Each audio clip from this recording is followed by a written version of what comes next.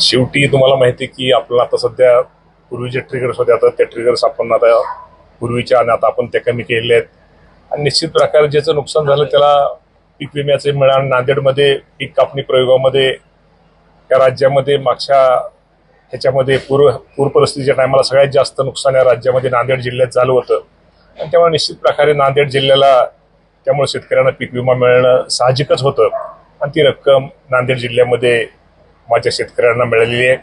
अजूनही इतर जिल्ह्यामध्ये सुद्धा काय जिथं रक्कम मिळाली नाही आणि काही ठिकाणी आकडे आम्ही परत त्यांना फेर अजून चौकशी करा, त्यातनं काय शेतकरी राहिले असतील इतर जिल्ह्यामध्ये, कारण का प्रत्येक जण आता नांदेडचाच उदाहरण दिलं जातंय. तिकडं इतर ठिकाणी पण नुकसान झाले, पण शेवटी आपल्याला माहिती आहे की 50% सॅटेलाइटचा जो केंद्राचा विषय हा विषय आणि 50% ते आपल्या पीक कापणीचा, यामध्ये जे नुकसान जास्त झालं असेल किंवा नुकसान कमी झालं ह्यातनं अंदाज येतो. त्यातनं काही ठिकाणी अजूनही असं वाटतं की थोडं काही ठिकाणी आपण दुरुस्त करणं गरजेचं आहे. आम्ही त्या बाबतीमध्ये विमा कंपनीशी आणि शिवराज सिंग चव्हाण साहेबांशी केंद्राशी बोलतोय की जेणेकरून त्या बाबतीमध्ये आपण सर्कल वाईज आम्हाला तिथं रिपोर्ट द्या की कुठलं नुकसान झालंय. आणि जे काय शेतकरी अजूनही वंचित राहिलेले आहेत नांदेड जिल्हा सोडून इतर जिल्ह्यातले, त्या शेतकऱ्यांना सुद्धा खरं तर पीक विम्याचा लाभ मिळाला पाहिजे अशी आमची केंद्र सरकारला मागणी आहे. आणि विमा कंपन्याला पण आम्ही त्याकडून हे करतो. नांदेडचा हा जो पर्यटन आहे तो राज्यामध्ये राबवण्याची इच्छा किंवा तसं करता येईल? 100% नांदेड जिल्ह्यातल्या म्हणजे सगळ्यांनीच खूप चांगलं काम ज्यावेळेस या भागामध्ये पूर आला होता त्यामध्ये सगळ्याच शेतकरी आमच्या कृषी विभागाने महसूल विभागाने खूप चांगलं काम यामध्ये इथं केलेलं आहे. आणि निश्चित त्याचा फायदा माझ्या शेतकऱ्यांना झालेला आहे ना. ऑलरेडी नुकसानच नांदेड जिल्ह्याचं सगळ्या राज्यामध्ये जास्त झालं होतं.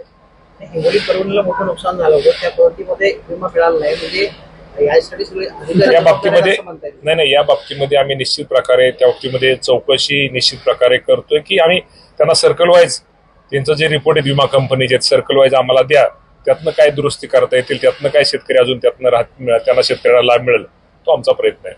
खताचा तुटवडा मोठ्या प्रमाणात जाणवतोय, नांदेडला सुद्धा खत मोठ्या प्रमाणात कमी आहे.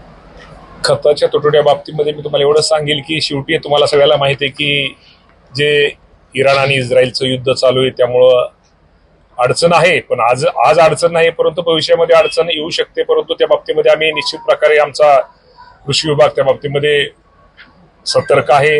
आम्हाला आपल्याला केंद्राने जे आवंटन मंजूर केलेलं आहे, आता आपण पहिला ह्याच्यामध्ये जर आपल्याला माल आलेला आहे आपण त्या बाबतीमध्ये अजूनही त्या आवंटनात बाकीचे दुसरा जे आपल्याला येणं गरजेचं येणं जे आपली सरकारच्या बाबतीत आवंटन मंजूर येणार आहे त्या बाबतीमध्ये आपण आशावादी आहोत की आपल्याला निश्चित प्रकारे खताच्या बाबतीत तूट भासणार नाही.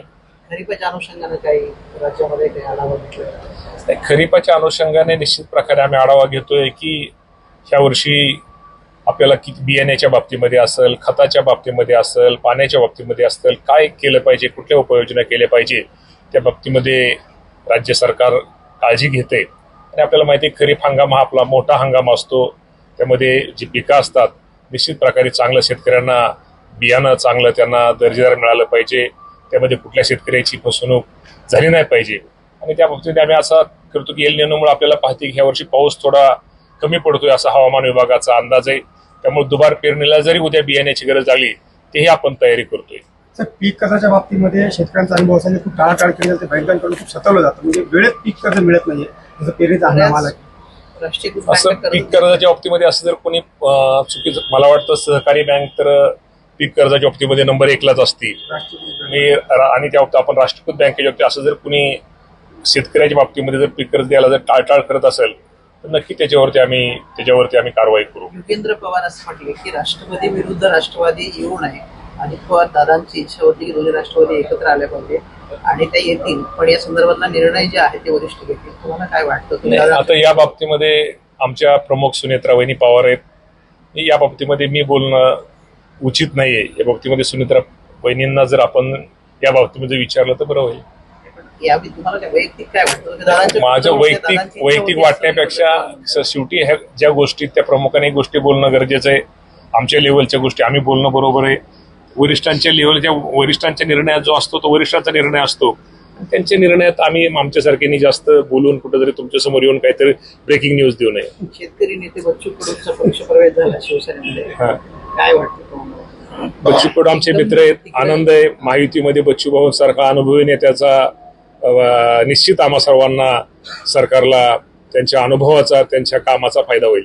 त्यांच्यावर कारवाई होणार होती म्हणून ते तिकडे शिंदेकडे गेले असे की भाजपच्या आमदारांनी म्हटलं. बच्चू भाऊ कुठलीही कारवाई नव्हती. बच्चू भाऊ हे एक वेगळे लीडर आहेत, डॅशिंग लीडर आहेत. त्यामुळे बच्चू भाऊ हा बच्चू भाऊच आहेत आणि ते आमचे मित्र आहेत. त्यामुळं निश्चित त्यांचा येण्यानं आमच्या माहितीला फायदाच होईल.